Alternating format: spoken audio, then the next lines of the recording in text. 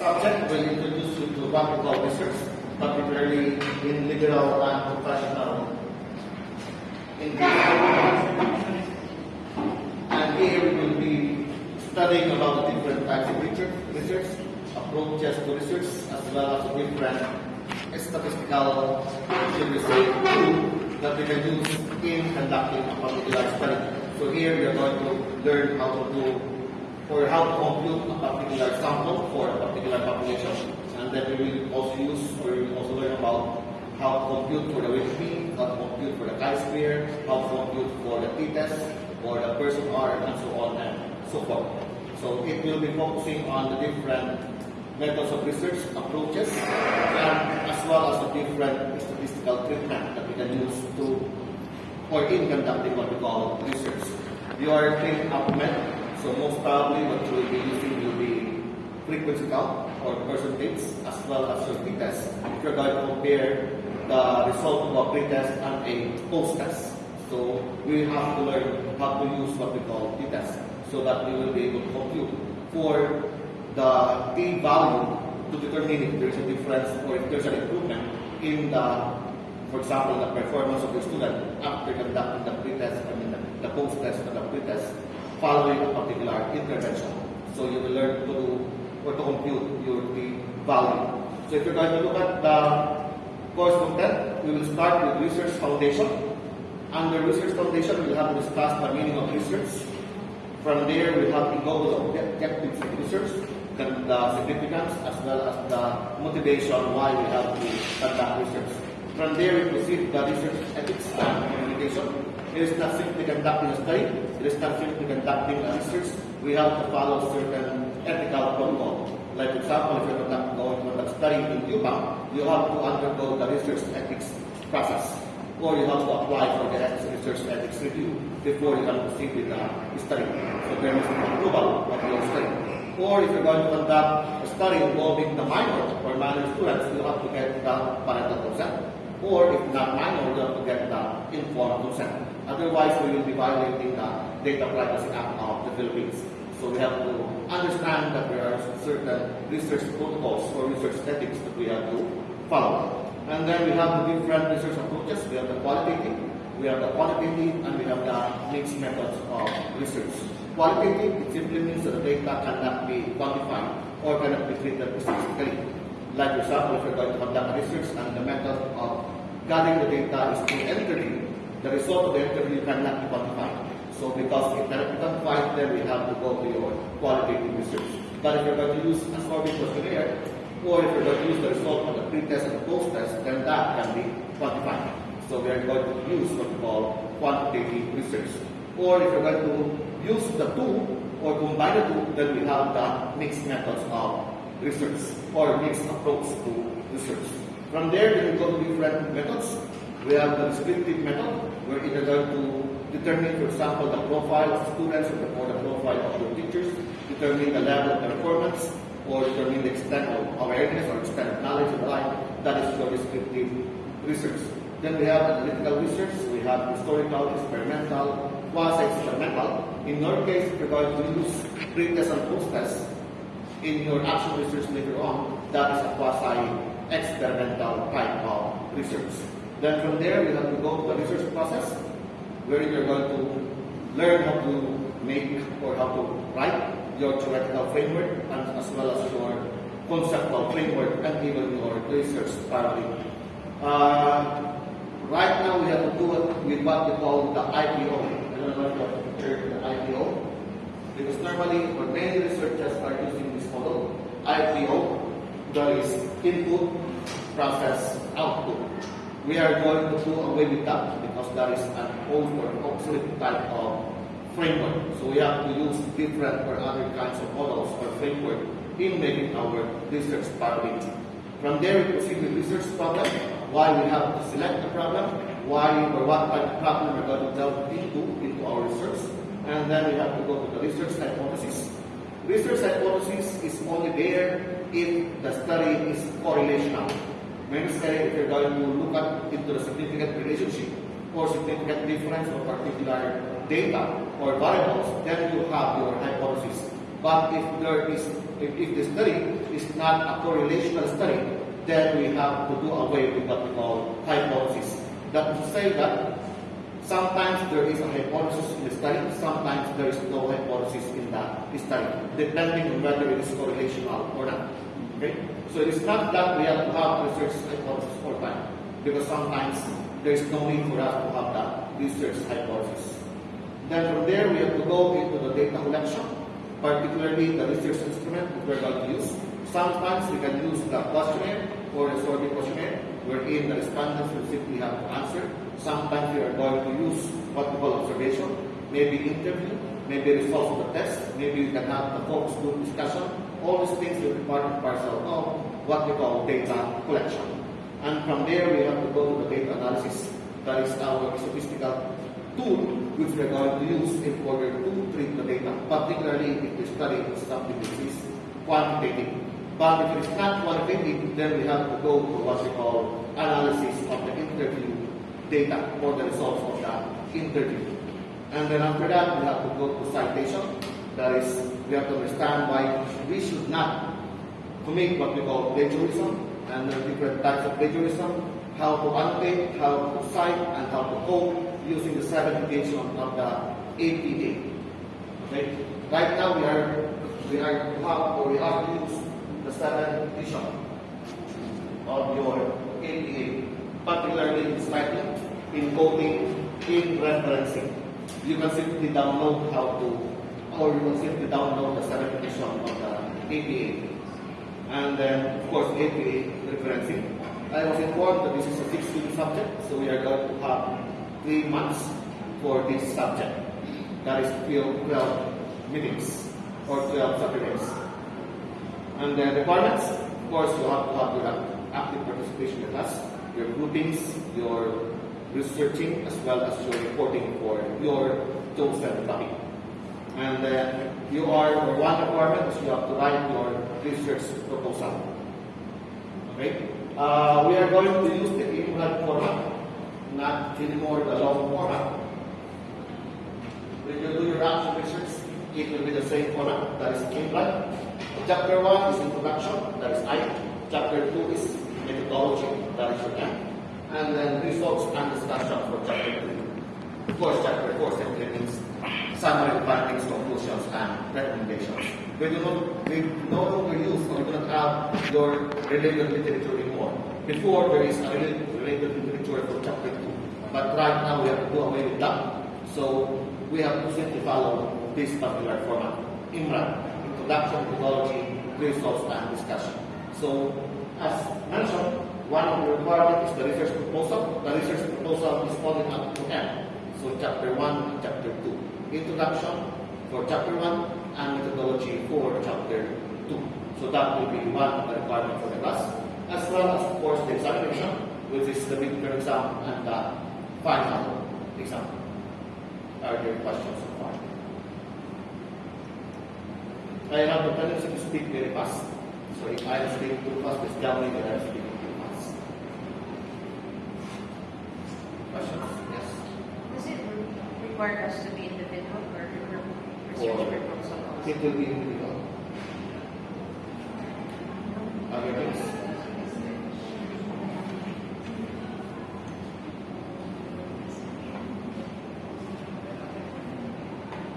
Yes? December. September, October. 3rd week of November.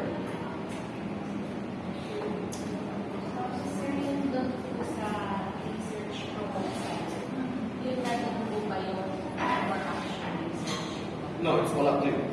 If you want to continue with as your actual research, then you will not be wasting time. But if you will be changing it when you go to your actual research, then it's all up to you. Okay?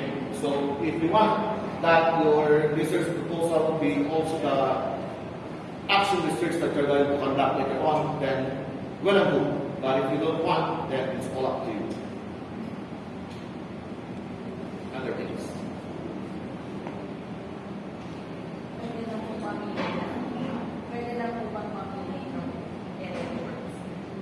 I will have to do it. My question is, am I going to am the one who will be grouping you, or you're going to group yourselves?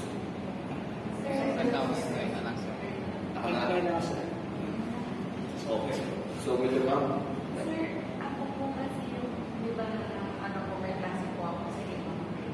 Pwedeng mauna na po ako kay individual naman ako.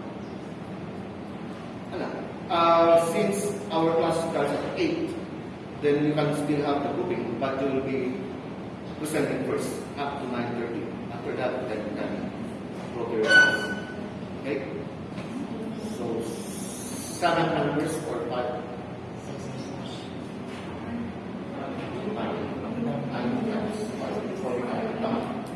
Okay, 5 members per group. I will take the first topic, so do not choose the first topic. Okay? So, 5 members per group. Ako na ba? Ayaw. Sir, pwede mag-request. Yes. Sir, dati kasi sir, may None. group sir. Okay. You group yourselves into 5 members per group then. After that, then please follow the course syllabus. Choose the topic that you're going to research and debate.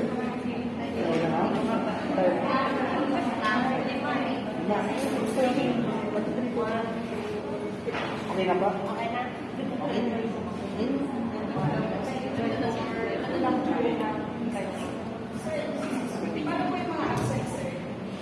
You can put them in your group. Ang topic natin is, ang tawag natin, And then give me the focal person for your group, so that I can write what topic we're going to research on or report on. Sir, doon na po kami Sir, sa siya second topic. Siya Research process. ethics and Yan lang. Bali, ikaw ba? Ha? Hindi na lang tayo. Ano ba? Isa. Eh, sir, yung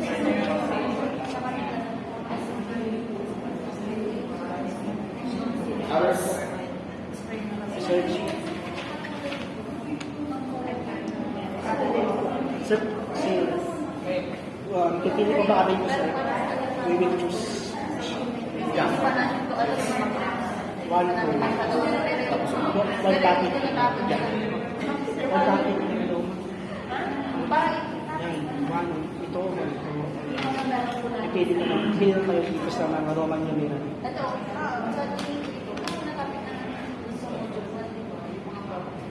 Saan yun, ma'am?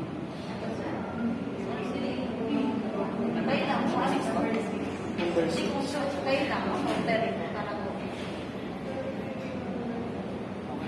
Pwede rin naman, ma'am. Ayos naman.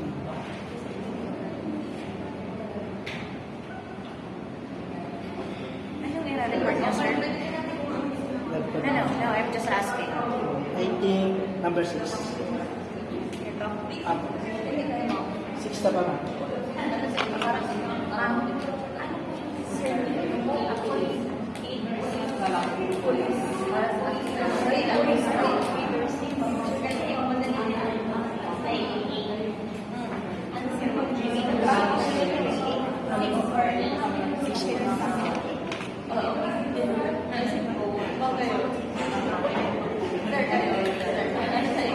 Hindi ako mapili. I think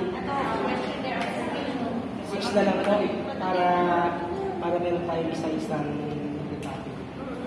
Hindi mo kasi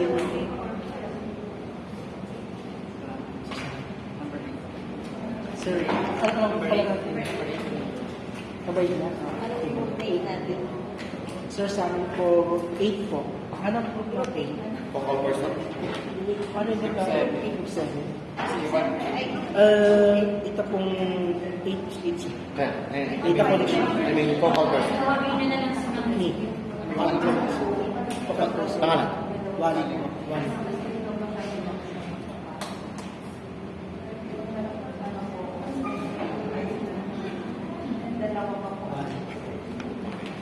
Other groups?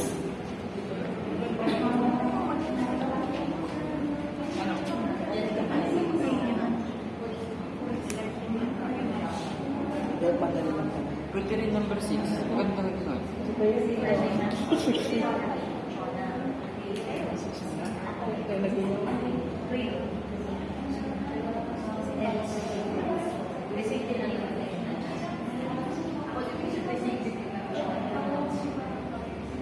Balik na Bali, parang yung mga naman dito sa yung mga principles on how yung practice procedure. Sir, I will upload the video in my YouTube channel. So, Ako ito, pinagpiligan ko lang magkapot na ito dalawa. Dalawa. Dahil, Ay, sorry na sa TV. Sa inyo po.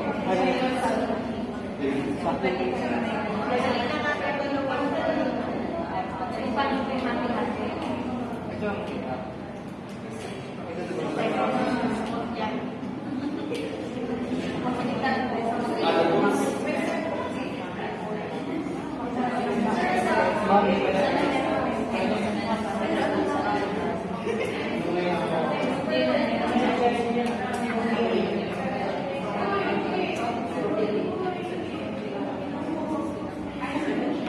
naman.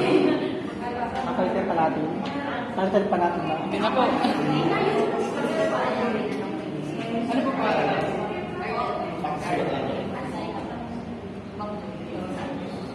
Continuing po ba yun?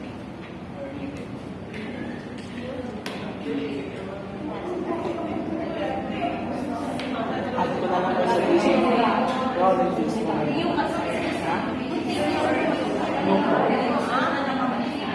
Ay, yung ulit po kayo? Martins. Sir Wally po. Okay.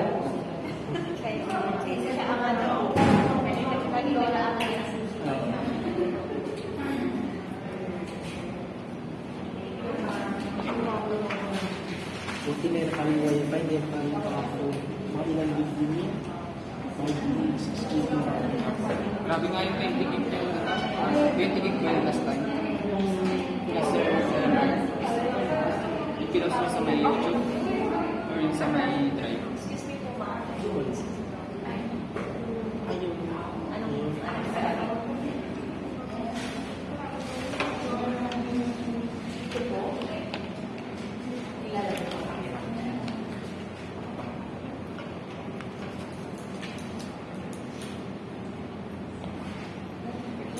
Sir, only 5 members lang po. Yeah, fine.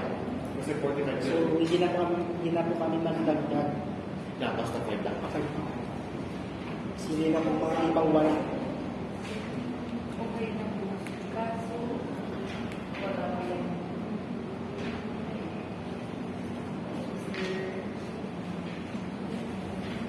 Yung mga naka-online.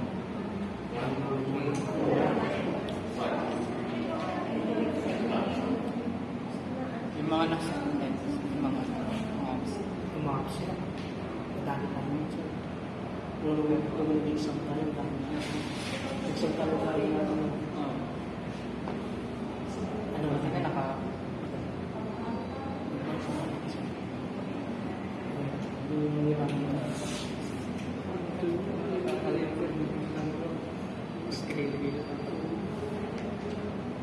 Dapat yung sa amin yung siya.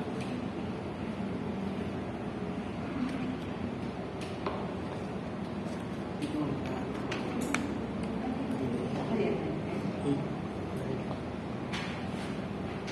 All of you have the group ready?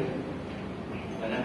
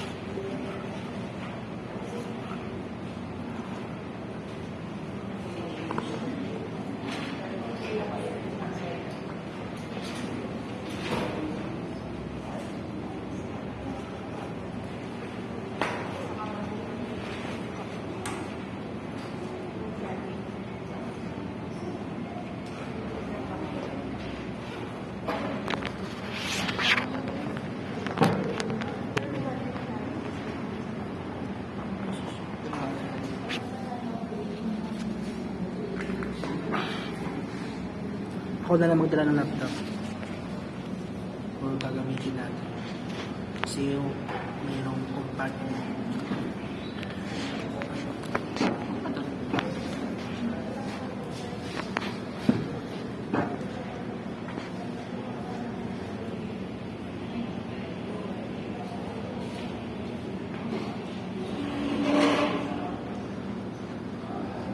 Ay, ba yung nagkakaroon ng ibang sisyo? Ay, ba yung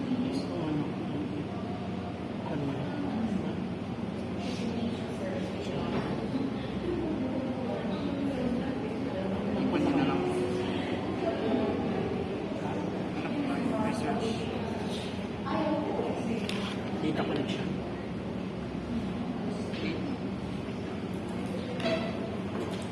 Ito, okay.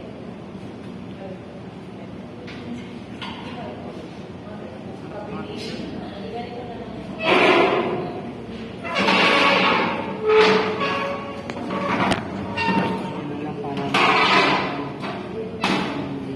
sino mawawa?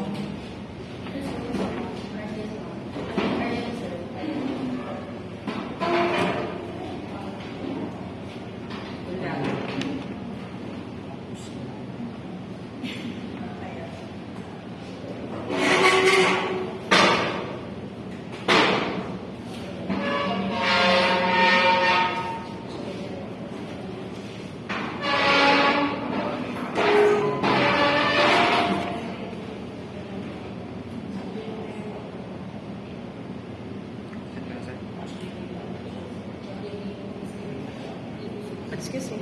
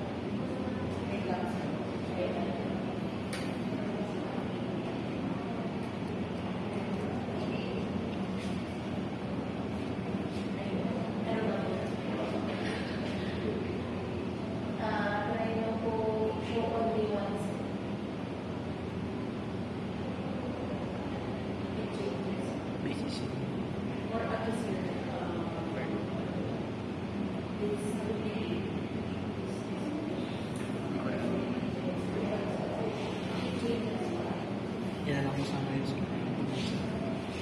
hello.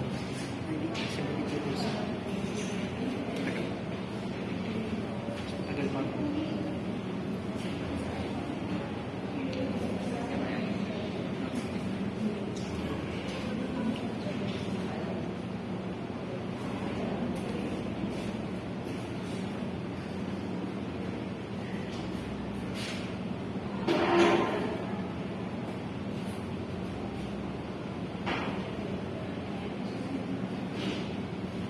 Okay.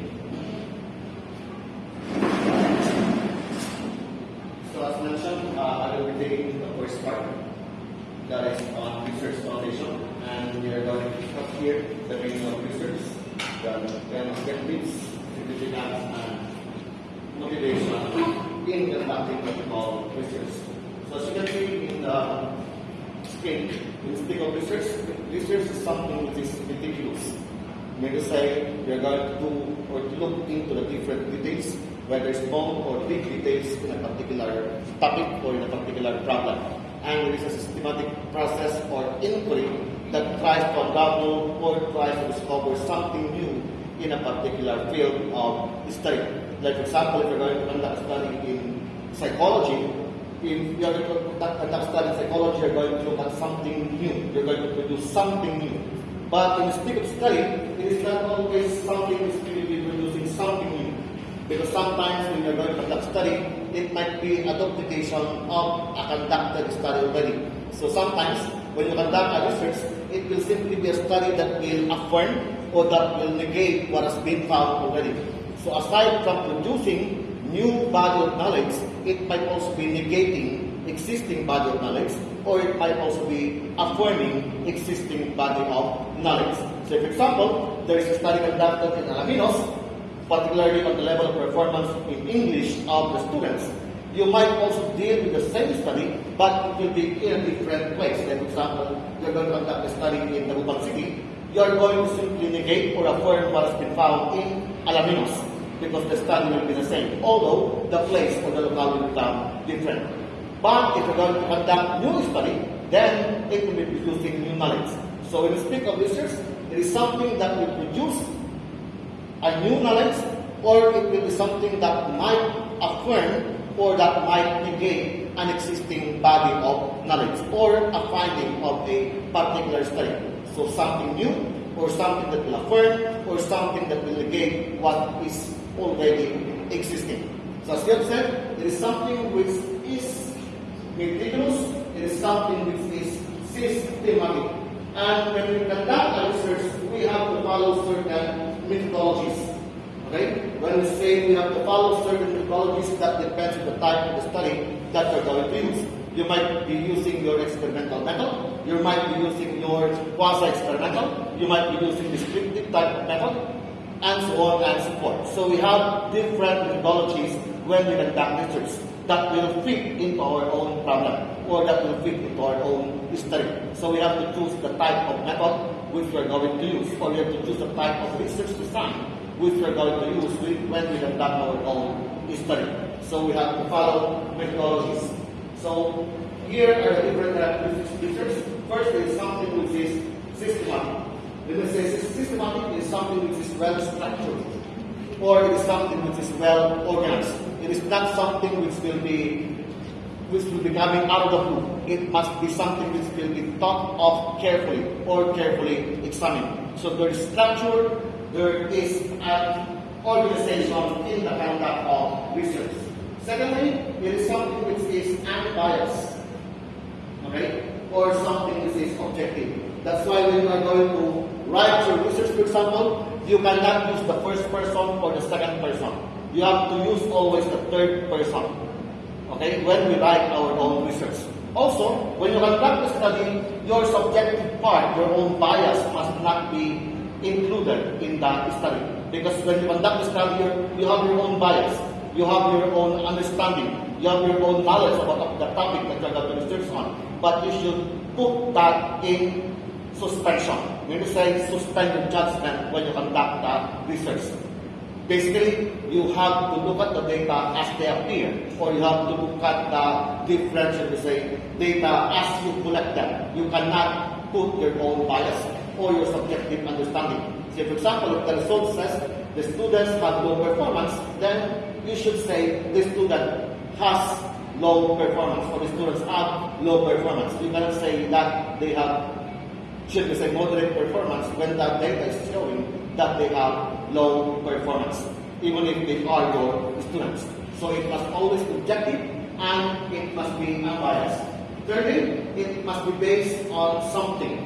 It must be based on evidence, particularly empirical data. When we say empirical data, these data are something which can be perceived by our own senses.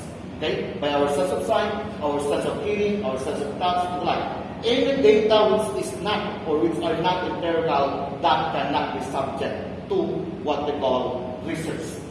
Okay? Data which are not empirical, meaning which are not perceivable by our senses, are not capable for a study or for research. Okay? So, empirical. Next, there must be a clear research problem or clear research question.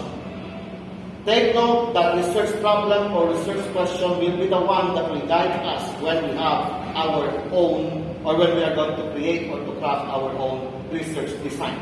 Okay? So for example, if the problem is, what is the level of performance in English of the grade 3 students? If that is the problem, then automatically you know the research design. The research design is descriptive because you're going to describe the level of performance of the students. So it's the moment that you have your research problem, the research problem will guide you as the type of methodology that you're going to use or the type of research design that you're going to use. So, research problem must be clear. And one research problem must focus on one topic only. Okay? One research problem must focus on one topic only, otherwise the problem will not be clear. So it must be something which is clear, it must be something which is specific. Ano ba talaga? Or what we're going to focus on? Is it the attitude, the performance, the behavior, the level of knowledge, and so on and so forth. So we have to be clear and specific when we craft our own research problem. The next one is replicability. Why replicability? As we have said a while ago, in research we are going to produce new knowledge, or maybe affirm existing body of knowledge, or maybe negate existing body of knowledge. The second and third, affirmation and negation, that will speak about replicability. That is, other researchers can conduct the same study, maybe in different places, maybe for different respondents. Maybe the same questions for the same research problem, but the point is it can be replicated in different times, in other places, or to other respondents to validate if your research finding is true or not. Because maybe you will say they have poor performance, but then if there is another researcher who will conduct the same study using the same respondent in the same place, it might be having a different result, or it might have a different result. So, there must be replicability of your study. The next one is what we call transparency and ethics. As we have said a while ago, we have to observe ethical principles when we are conducting the study. Like for example, we need to get our informed consent, we need to get our parental consent if our respondents are minors. We need to get also permission from the school principal because the data will be coming from the students, for example, or from the teachers. So if your data will come from respondents who are under the supervision of a particular person, you need to have permission from that particular person who has supervision over the respondents. As I said, if the data will be coming from the students, ask permission from the principal. If the study will be coming from the teachers, ask permission from the principal. Okay? So it must be transparent. And when you are going to ask permission, you have to tell the principal, for example, or the school head about your study, the title, the nature, and the purpose of your study. That will be speaking about what we call transparency. Okay? Next one is what we call generalizability. Okay? Meaning to say, when you're going to conduct the study, it will not involve a minor, should we say, or small population.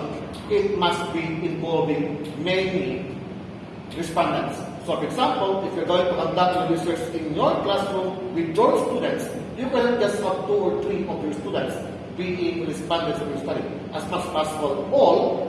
If not possible because there are too many, then you have to get the sample population.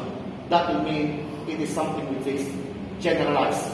That is, majority of the population are part and parcel of the conduct of the study. Not just a minor population, not just 2 out of 30 or 3 out of 30, but rather 30, of, meaning to say all of the population or all of the students. Okay? Next one. Now, logical and critical thinking.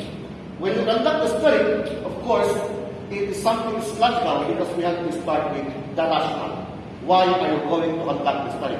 That's why in every type of research, the first thing that is important is the rational. That rationale will give us the reason why you are going to conduct the study, or the very, should we say, foundation why you're going to conduct the study. So that will say there must already be the reason. After that, then you have the theory that will guide your study or your theoretical framework. After that, then you will have the problem. After that, then you have your hypothesis, if needed. After that, the importance of the benefits of the study, the scope and the limitation of the study. Then after that, you have the significance you have of your study, and then the definition of terms. So we have the, should we say, order of the study, or the process of the study. After that, then you have to put the methodology. What is the research design? Who will become the respondents? How will you collect the data? And how will you treat the data? So there is order in the conduct of research. And after that, when you have gathered the data, you need to analyze the data. What is the data showing you? So you have the analysis and interpretation of data. So we have logical and critical thinking. After that, then you have your findings, you have your conclusions, you have your recommendation. So it will follow the logical and critical thinking. The next one, your study must contribute to the existing body of knowledge. Because if your study will not contribute to the existing body of knowledge, what's the point of conducting a study? So you have to produce, you have to contribute to the existing body of knowledge. Okay? Next one, as much as possible, your study must be peer-reviewed and it must be published. Under our CMO number 15 of the Commission on Higher Education, your research must be published in a journal. And before it's published, it must be reviewed by a group of experts. That's what we say peer review before it can be published in a journal, and then it will be circulated through the internet. Okay? Next one, that is iterative process. What does that mean? When we have our study, after that there are findings and conclusions. The study does not stop there. Your findings, as much as possible, will have to generate another problem. When you say research is something which is a continuous process, it does not end when you have your finding. Because your findings, for example, it may lead or it may create another question, or it may create another problem. And for that reason, then it will have to continue. That makes it iterative. And of course, it must have a practical application. I don't know if you have heard of what we call data-driven decision making. When we make decisions, for example, if we are school heads or if we are supervisors, our decision must be based on existing data. It must not be based on our own biases. It must not be based on our own understanding. It must be based on sets of data. So that's to say that the research findings, the research conclusion, that will become the basis of your own decision, for example, in the school. Or if you're going to conduct an action research in your classroom, looking at the importance or maybe the impact of a particular teaching strategy to the learning or to the, should we say, performance of your students or your pupils, then after having the findings, if the intervention improve the performance of your students, then you have to apply that particular intervention. That is to say, it is something which will have the findings and the conclusions must have a practical, should we say, effect in your own work or in your own teaching or in your learning process of your students. So those are the characteristics of research. We now go to the objectives of research or the aims of research. First, to explore new areas of knowledge or phenomena that have not been studied. There are many research problems, okay? And it does not mean that there are so many, that if there are so many researchers, then they have already studied everything. Because there are still a lot of things that can be the subject of your study. And if these things which are not yet explored will be the things that you're going to conduct a study on, then that will say you're going to explore and to produce new ideas. So you conduct research because you're going to explore new areas, you're going to explore new problems. Okay? Secondly, to validate or refute existing theories or hypotheses.